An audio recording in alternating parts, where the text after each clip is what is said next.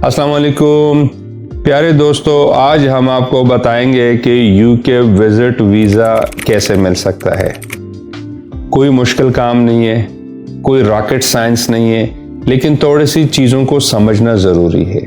और समझने के लिए आप लोगों को क्या करना चाहिए, देखें, यूके वीज़ा जब आप अप्लाई करते हैं तो आप उस फॉर्म में जो वीज़ा फॉर्म फिल करते हैं, अब उसमें क्या लिखते हैं और क्या साबित करना चाहते हैं कि जी मैं एक अमीर बंदा हूं, मैं अफोर्ड कर सकता हूं, मैंने आपके मुल्क का विजिट करना है। अब वो अमीर बंदे से क्या मांग रहे हैं कि अच्छा आप अमीर बंदे हैं तो आप प्रूफ दे दें आप कैसे अमीर बंदे हैं। तो पहली बात यह है कि आपके पास लास्ट 6 मंथ्स की बैंक स्टेटमेंट हो और उसमें अच्छी अमाउंट की ट्रांजैक्शंस हो और एंडिंग बैलेंस में भी 10, 15, 20 लाख रुपए हो।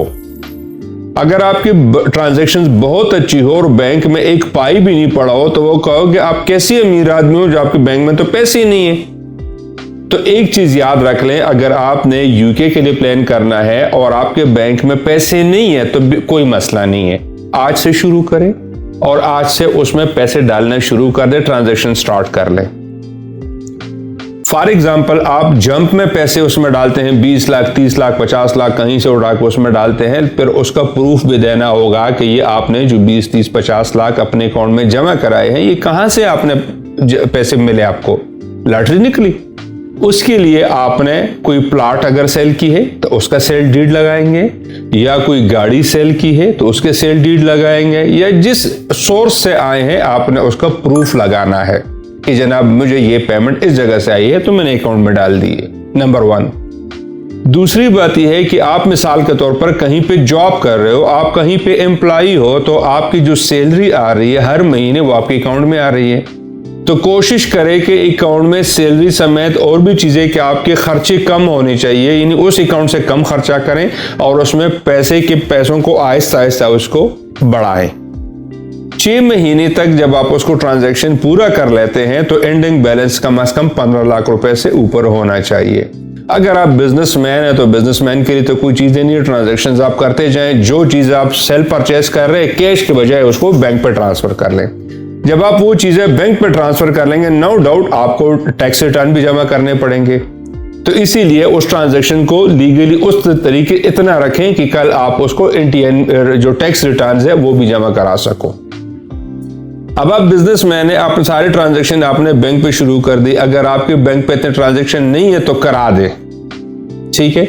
अच्छा, आपने बैंक ट्रांजैक्शंस करा दी, आपके पास अब ऑप्शन आता है क्या आप टैक्स रजिस्टर्ड है भी कि नहीं। तो सबसे पहले आपका एनटीएन होना चाहिए, नेशनल टैक्स नंबर एनटीएन, आपके पर्सनल भी आपकी कंपनी के भी। बेशक आपका बिजनेस है तो आपका पर्सनल इनकम टैक्स रिटर्न भी होना चाहिए और आपका बिजनेस की टैक्स रिटर्न भी होनी चाहिए। उसके लिए एनटीएन दोनों का होना चाहिए, आपका पर्सनल एनटीएन भी और आपका कंपनी का एनटीएन भी। ये 2 चीजें जहन में रखें।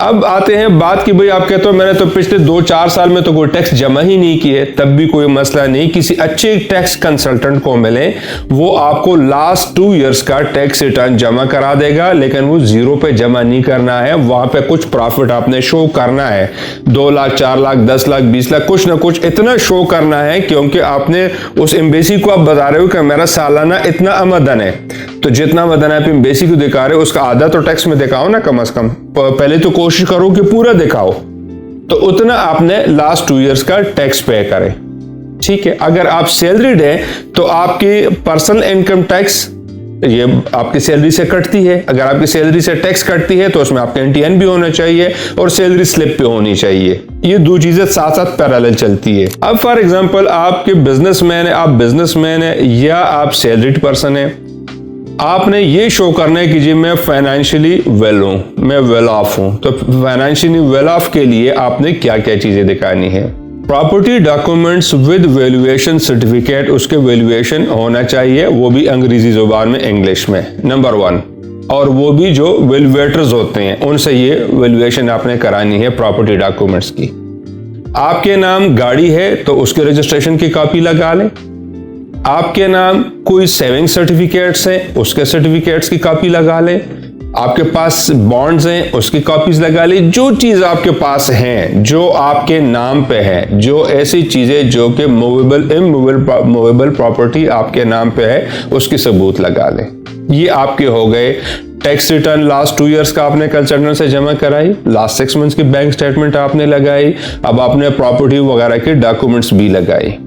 अब आप ये बताएं क्या आप शादीशुदा हैं? Yes no. अगर आप शादीशुदा हैं तो आपके बच्चों के फॉर्म बी भी होने चाहिए और फॉर्म बे के साथ आपके बच्चों की स्कूल सर्टिफिकेट भी होनी चाहिए कि वो ये अंदाजा करे कि आपके बच्चे सरकारी स्कूल में पढ़ रहे हैं या प्राइवेट स्कूल में पढ़ रहे हैं। तो उनको फिर फीसों का अंदाजा भी होता है कि आपके बच्चे अगर किसी अच्छी स्कूल में पढ़ रहे हैं तो उनकी फीसें कितनी होंगी। तो इसीलिए बच्चों की स्कूल सर्टिफिकेट भी साथ लगाना पड़ेगा। और शादी अगर आपकी हुई है, आपके बच्चे हैं माशाल्लाह, तो आपकी बीवी भी होगी, तो आपकी बीवी के साथ मैरिज सर्टिफिकेट जिसको कहते हैं वो भी होनी चाहिए। ये सारी चीजें स्टेप बाय स्टेप प्रूफ लगा के आपको एक फाइल बनता जा रहा है। हम आपको मजीद भी बताएंगे कि और क्या क्या लगाना है। अब एक और चीज की तरफ आते हैं कि एक लेटर आपकी तरफ से चाहिए।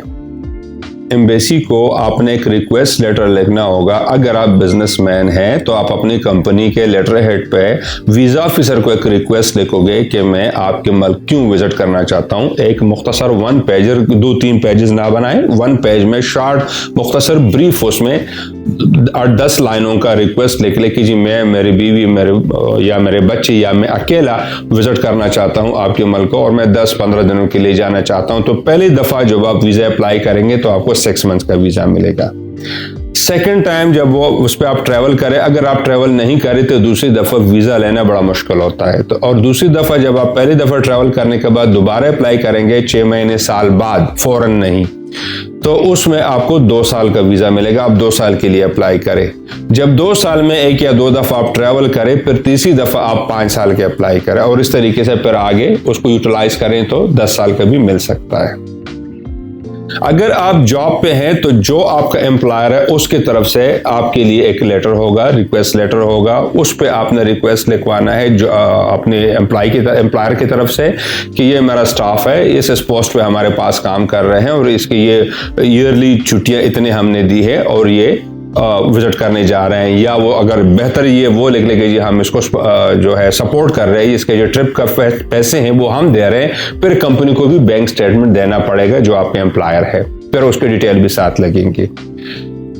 रिक्वेस्ट लेटर की समझ आ गई, बच्चों का आप लोगों को बता दिया। हो सकता है कि आपके पास मजीद कोई सेविंग प्रूफ, कोई फाइनेंशियल प्रूफ, जो भी चीजें आपके नाम पे हो वो भी सारे प्रूफ लगा लें। अगर आप बिजनेसमैन हैं तो फिर आप चैम्बर ऑफ कॉमर्स में रजिस्टर्ड भी होने चाहिए और अगर आप चैम्बर ऑफ कॉमर्स में रजिस्टर्ड है तो उसका लेटर लगा लें। और अगर आप चैम्बर ऑफ कॉमर्स में रजिस्टर्ड नहीं है और आप बिजनेसमैन है, आपकी छोटी से छोटी बिजनेस क्यों ना हो, तो मुश्किल काम नहीं है। आप 8-9 हज़ार रुपए, 10 हज़ार रुपए चैम्बर के फीस जमा करके उसको डॉक्यूमेंटेशन करके आप चैम्बर का मेंबर बनिए। फिर उसके बाद चैम्बर से एक रिक्वेस्ट करें कि मुझे लेटर दे दे, वीजा लेटर उसको कहते हैं। उसके 4-5 हज़ार चैम्बर मजीद चार्ज करता है। फिर वो अब वो लेटर भी साथ लगा ले, तो एक तो चैम्बर का सर्टिफिकेट भी लग जाएगा और दूसरा चैम्बर के कार्ड की कॉपी और उसके बाद चैम्बर ऑफ कॉमर्स की तरफ से, चैम्बर की तरफ से एक लेटर, रिक्वेस्ट लेटर भी एम्बेसी के नाम पे, वीजा ऑफिसर के नाम पे कि ये हमारा मेंबर है, अच्छा बिजनेसमैन है और ये अब विजिट करना चाहते हैं। तो हम इसको रिकमेंड करते हैं कि ये अब विद इन टाइम लीगली आपकी कंट्री के रूल्स को, बाय लॉस को लीगली ओबे करेगा और अपने इन टाइम ये वापस आ जाएगा। ये सारी चीजें हैं, ये सूरत हाल है। लेकिन खुदा के लिए किसी को लाखों रुपए ना दें कि आप अगले को कोई 20 लाख ले, 30 लाख ले कि मेरी वीजा लगा दे। मेरे भाई घोड़ा रिश्वत नहीं लेता और जिसको आप देंगे तो पहले उसको ऑफिस तो देख लो। उसका ऑफिस नहीं है, एक मोबाइल है, रास्ते में किसी इशारे पे मिलते हैं, किसी होटल में आपको बुलाता है और वहां पे आपको कहते हैं बस 5 लाख एडवांस दे दे, 10 लाख एडवांस दे दे, बाकी पहुंचने के बाद।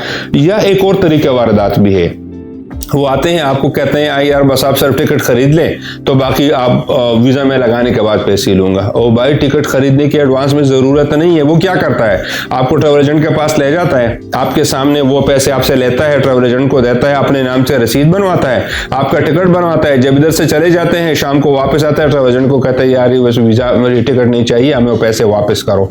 फिर आपको तो ट्रैवल एजेंट से कोई राब्ता नहीं है, तो आपके टिकट के पैसे लाख 2 लाख वो हड़प करके भाग जाता है। ये तरीके वारदात हैं, इनसे भी बचिए, एजेंटों को पैसे ना दें।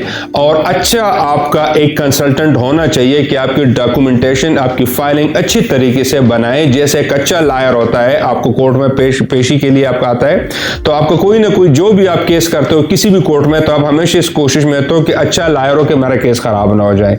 तो सेम एज यहां पे भी आपको एक अच्छा लायर, एक अच्छा कंसल्टेंट चाहिए कि आपको प्रॉपर गाइड करें और उस तरीके से आपकी बाकी जहां पे बुकिंग, टिकट बुकिंग बनानी है, होटल बनानी है, वो बात की चीजें हैं, वो छोटी मोटी चीजें, वो किसी भी ट्रैवल एजेंट के पास जाएंगे, अगर वो इन चीजों को समझता है तो वो आपके लिए बना देंगे।